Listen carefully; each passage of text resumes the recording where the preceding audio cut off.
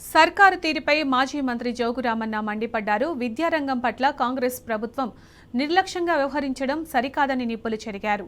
విద్యార్థులకు ఉజ్వల భవిష్యత్తును అందించే విద్యాలయాల్లో పూర్తి వసతులు కల్పించేలా ప్రభుత్వం దృష్టి సారించాలని డిమాండ్ చేశారు.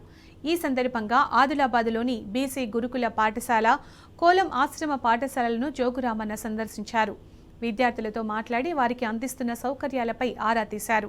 పాఠశాలల్లో నెలకొన్న సమస్యలను అడిగి తెలుసుకున్నారు.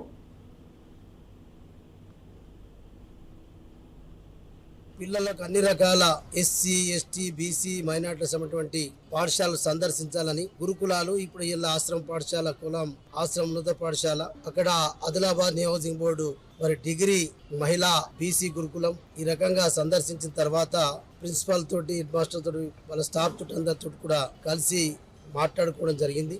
మరి ఏమేం ఇప్పటి వరకు పిల్లలకు రావాల్సినటువంటి గాని అకామిడేషన్ విషయంలో గాని ఏదైనా సమస్య ఉంటే ప్రభుత్వం దృష్టి తీసుకెళ్తాం. మరి ప్రతిపక్ష పార్టీగా పిల్లలకు ఉన్నటువంటి సమస్యల్ని తీసుకుపోయిన ఉద్దేశంతో అక్కడ ప్రిన్సిపల్ గారితో మాట్లాడినాం.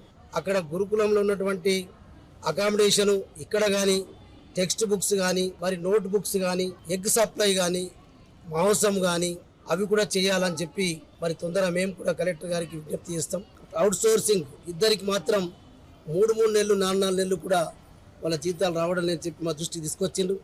మరి వాళ్ళు కూడా పాపం మనుషులే కాబట్టి వాళ్ళకు కూడా ఎట్లయితే ఉపాధ్యాయులకు మనం ఫస్ట్కి ఇస్తున్నామో అవుట్ సోర్సింగ్ మరి వీళ్ళకు కూడా ప్రతి నెల మొదటి తారీఖు రోజు ఇవ్వాలని చెప్పి తప్పకుండా ప్రభుత్వం దృష్టి తీసుకుపోతాం.